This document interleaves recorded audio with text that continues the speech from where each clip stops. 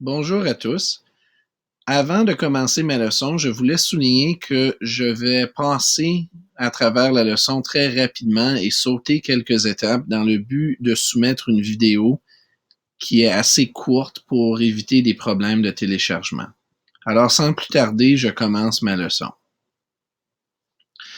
Alors, bonjour chers élèves, je viens de commencer la diffusion web en direct du second module du cours de mathématiques en ligne de 10e année. Dans cette unité, nous allons faire un survol des fonctions du second degré et nous commençons aujourd'hui avec une introduction aux fonctions du second degré. Vous avez accès à un Google Hangout pour m'envoyer des commentaires en direct pour que je puisse répondre à vos questions. Et si vous n'êtes pas en ce moment à votre ordinateur, ne soyez pas inquiets car la vidéo sera diffusée et téléchargeable sur la plateforme du cours en ligne. Je veux aussi noter qu'il y aura un Kahoot à la fin de la leçon pour vérifier votre compréhension de la matière. Alors, sans plus tarder, nous commençons. Nous devons premièrement comparer les fonctions du premier degré à celles du second degré. Quelle est la différence? Eh bien, une équation du premier degré possède typiquement une variable x dont le degré de l'exposant est 1, c'est-à-dire juste un x.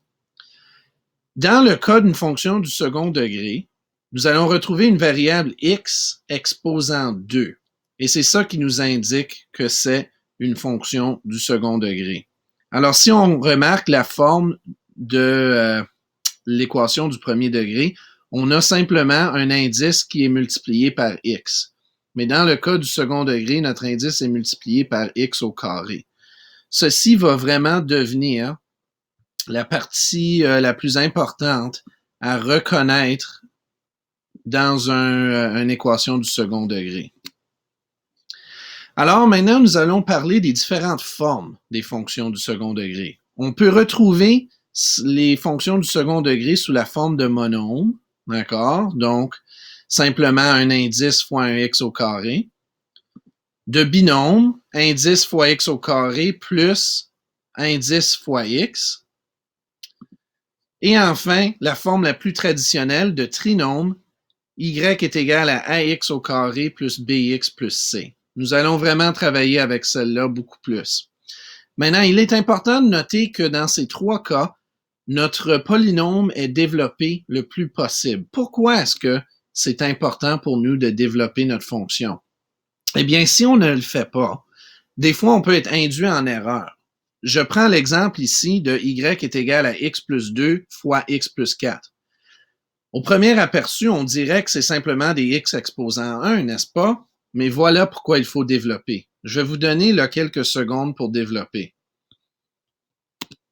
Alors, en développant, qu'est-ce qu'on constate? C'est que il y avait bel et bien un x au carré, car il fallait multiplier x fois x pour nous donner notre x au carré. Et en continuant le développement, on remarque que cela nous amène à un fameux trinôme x au carré plus 6x plus 8. Ici, c'est une erreur de frappe de ma part, j'en suis désolé. Mais ça devrait être un exposant. Ainsi, on constate qu'une fois développé, notre polynôme est bel et bien une fonction du second degré. Je ne peux pas le stresser, gang, il faut toujours développer.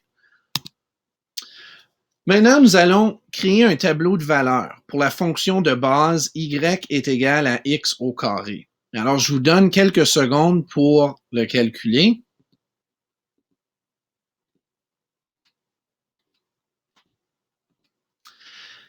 Si on regarde maintenant nos valeurs de y, nos ordonnées, on constate quelque chose de très, très intéressant.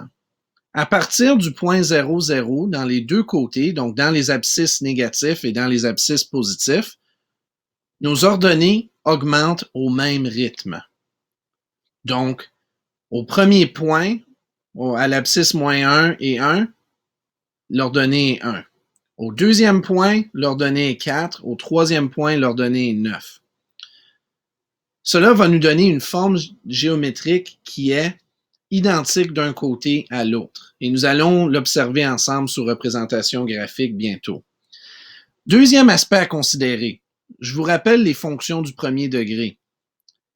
Lorsqu'on regardait les différences entre les ordonnées, donc un ordonné à l'autre, ce que l'on remarquait, c'était un taux de variation constant. Les premières différences étaient constantes, vous vous en souvenez, n'est-ce pas? Ici, cependant, si on calcule les premières différences, on remarque que la première différence ici, pour 9 à 4, c'est 5. 4 à 1, c'est 3. 1 à 0, 1. 0 à moins 1, 0 à 1, moins 1. 1 à 4, moins 3, 4 à 9, moins 5. Ainsi, on constate qu'une fonction du second degré n'a pas un taux de variation constant, mais plutôt variable. Mais on ne va pas s'arrêter là. Qu'est-ce que vous remarquez à propos des différences entre les premières différences? Entre 5 et 3, on a une différence de 2. Entre 3 et 1, différence de 2.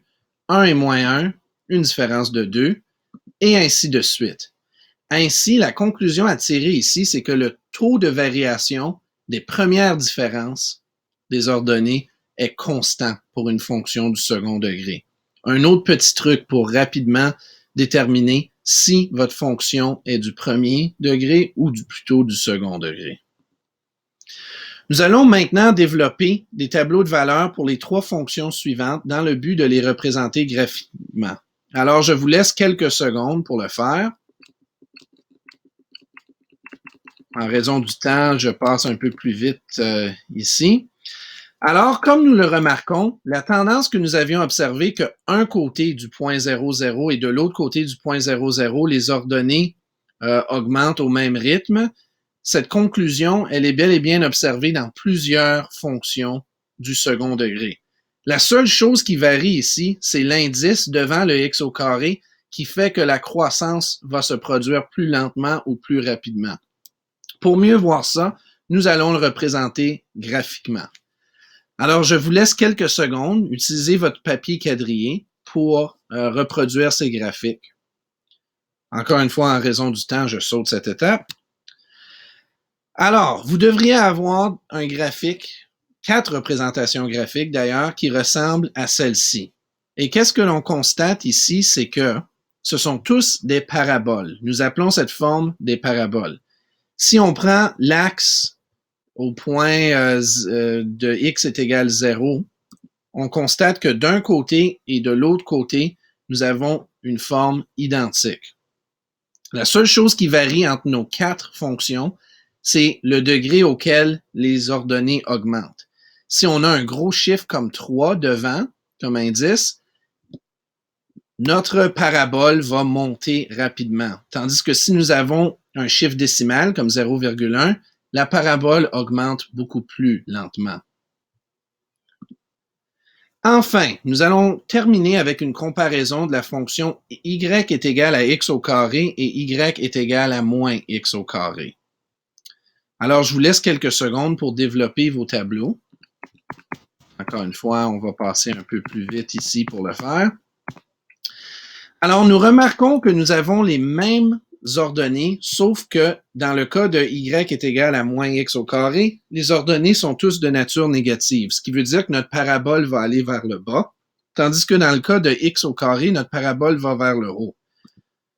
On appelle ceci l'ouverture de la parabole. Alors, dans le cas où l'indice devant x au carré est positif, notre parabole va toujours ouvrir vers le haut. Elle va se diriger vers le sommet. Tandis que dans le cas de y est égal à moins x au carré, donc où l'indice est toujours négatif, notre parabole va avoir une ouverture vers le bas. Et ceci termine notre leçon d'aujourd'hui. Nous allons maintenant vérifier votre compréhension avec un Kahoot. Alors, je vous invite à aller sur Kahoot et je vais vous donner le code d'accès dans quelques secondes.